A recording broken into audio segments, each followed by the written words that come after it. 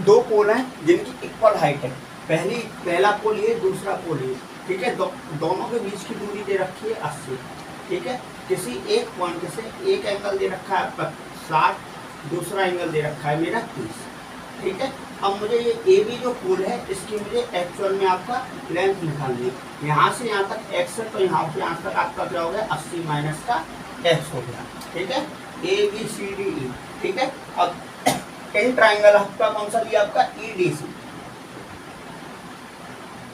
Height of the पोल, यानी मुझे ED निकालना है, ED निकालना है और BC और CD की वैल्यू निकालनी है। इन ट्राइंगल आपका CDE, ठीक है।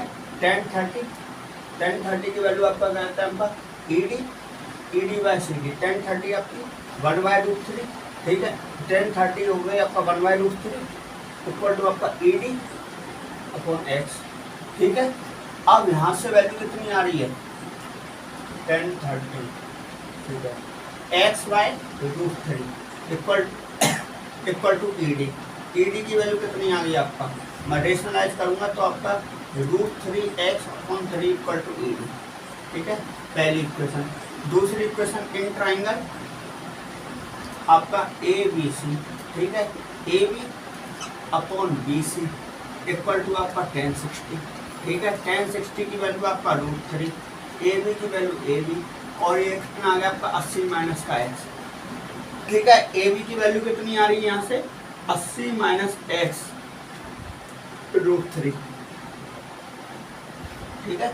अब मल्टीप्लाई कर यहाँ से √3x अपॉन 3 इक्वल आपका 80 माइनस x, नहीं ऐसे √3 में लेते हैं,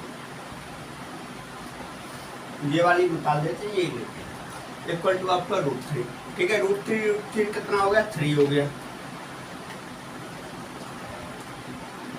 x बाई 3 लिख लिया। x बाई 3 इक्वल टू आपका कितना हो गया 80 माइनस का x इंटू 3, ठीक है। 203 यहाँ गया मल्टीप्लाई में तो आपका x की वैल्यू कितनी आ गई 240 माइनस का 3x, ठीक है। 4x इक्वल टू आपका कितना हो गया 4x इक्वल टू आपका 240, 8 के 24, 4 से डिवाइड लगाएंगे तो x की वैल्यू आ रही है 60, x की वैल्यू आ रही है 60, ठीक है।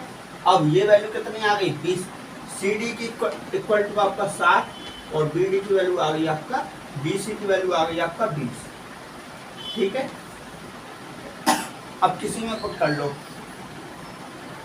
ED की वैल्यू कितनी थी x बाई √3, तो मतलब x की वैल्यू कितनी आएगी 60 बाई, देखो 60 बाई √3 इक्वल टू आपका ED, ठीक है।